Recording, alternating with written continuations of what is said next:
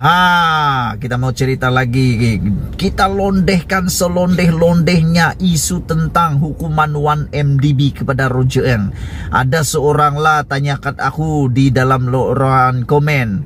Hey Nazilin, kalaulah Roger Ng diberi pengampunan dengan diringankan beban hukuman daripada hukuman 30 tahun penjara, tak perlu masuk penjara dan hanya perlu bayar denda, tapi dengan syarat Roger Ng kena mendedahkan sepenuh-penuhnya tentang 1MDB seperti yang telah diberikan kepada Tim Lesner, bos kepada Roger Ng. Apabila beliau tidak perlu masuk penjara tetapi perlu membayar denda dan perlu menjadi saksi utama, pendedahan utama kepada kes 1MDB. Aku nak tanya kamu, agak-agak Roger Ng akan terima tak tawaran kalau dia diberi pengampunan, tak perlu masuk penjara, bayar denda sahaja tapi menjadi saksi utama kepada kes 1MDB, dan adakah beliau akan bersetuju? Dan kalau dia bersetuju, sekarang kau telong teka, agak-agak nanti adakah pendedahan yang lebih mengejutkan akan berlaku? Karena semasa Tim Lesner menjadi saksi utama di dalam kes 1MDB, ada banyak pendedahan-pendedahan yang kita tak pernah tahu, yang tidak pernah orang Malaysia tahu. Pendedahan-pendedahan itu yang tak pernah kita tahu. Selepas didedahkan oleh Tim Lesner, kita semuanya macam mau terjatuh mata, terjatuh bibir, terjatuh lidah dan sebagainya, karena kita terkejut.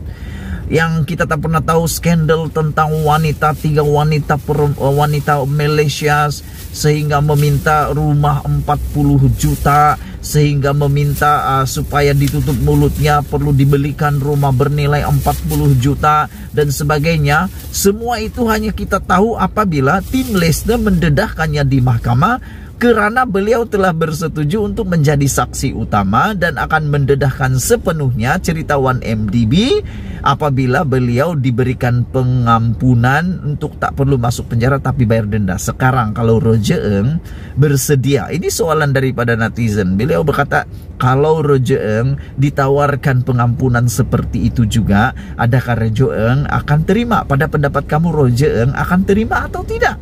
Kalau Roger Ng akan terima, ini menjadi lebih menarik. Ada lagi kah pendedahan-pendedahan yang lebih panas? Pendedahan-pendedahan yang lebih hangat? Pendedahan-pendedahan yang luar biasa, yang membuat kita semua tak mampu hadam. Pikiran kita tak pernah fikir akan berlaku itu semua. Ada nama-nama mungkin. Adakah nama-nama yang kita tidak pernah sangka terlibat dalam kes 1MDB akan keluar pula? Adakah nama-nama yang mungkin tak pernah kau sangka akan keluar pula? Dan adakah tangkapan-tangkapan yang luar biasa akan berlaku pula? Adakah ini akan menambahkan lagi kehangatan di dalam isu 1MDB? Apapun, Anda tolong tinggalkan komen Anda pada ulasan pada kali ini. Adakah Anda rasa Roger Ng akan terima pengampunan untuk bayar denda, tak perlu masuk penjara? Beranikah Roger Ng untuk mendedahkan, ataupun dia akan biarkan saja dia masuk penjara? Sekarang Roger Ng berusia lebih kurang dalam menghampiri 50 tahun. Jadi kalau benar dia dihukum 30 tahun penjara, dia akan meringkuk sehingga umur 70 tahun lebih, menghampiri 80. Adakah Roger Ng akan sanggup tinggal 30 tahun di penjara, atau dia akan memilih untuk bebas dan hanya perlu bayar denda, tapi dia akan mendedahkan segala-galanya skandal penyelewengan 1MDB yang terbesar di dunia ini? Dan adakah nama-nama terbesar di dunia akan diketahui pula? Sebelum kita berpisah, tinggalkan dulu komen kamu.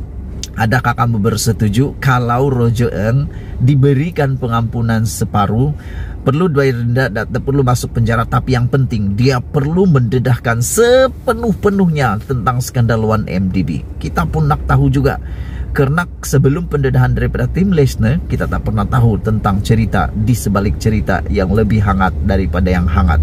Kalau tanpa Tim Lesner, tak pernah kita percaya 100% adanya case 1MDB. Tapi oleh kerana pendedahan Tim Lesner, semua kita terkejut dan terkejut.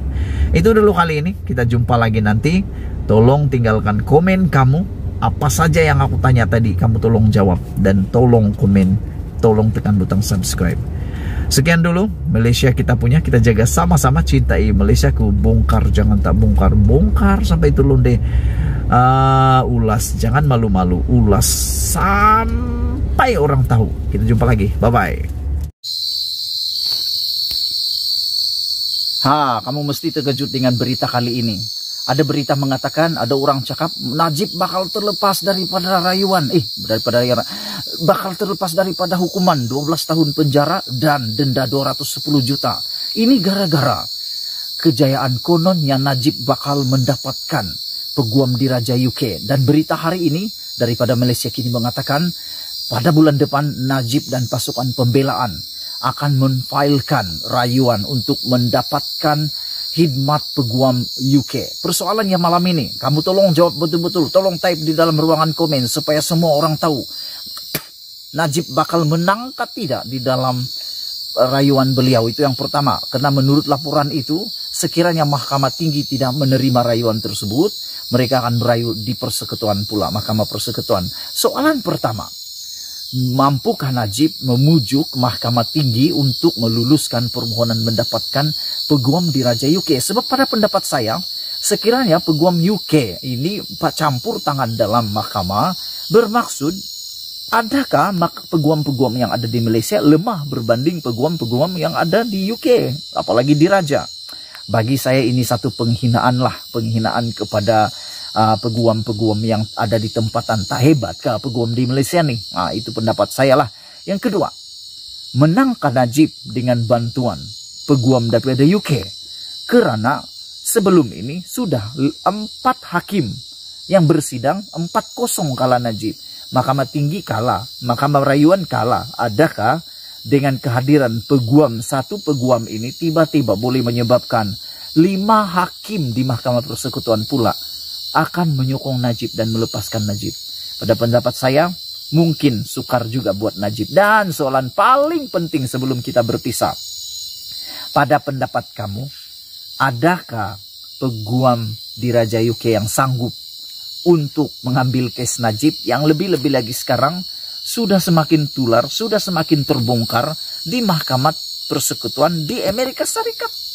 Dan makin hari makin hot, makin hari makin hot. Dan yang terkini disahkan oleh pegawai di Malaysia, yaitu Ismi Ismail, mengesahkan Najib menerima masuk akaun, pindah dalam akaun Najib, nilai uang RM2.28 bilion sah masuk di akaun Najib, di akaun Embeng.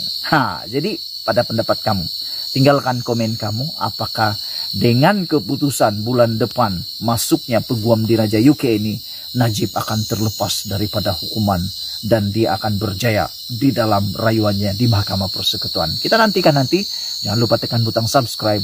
Dan ingat, bongkar jangan tak bongkar, bongkar sampai terlontek. Kita jumpa lagi. Bye-bye.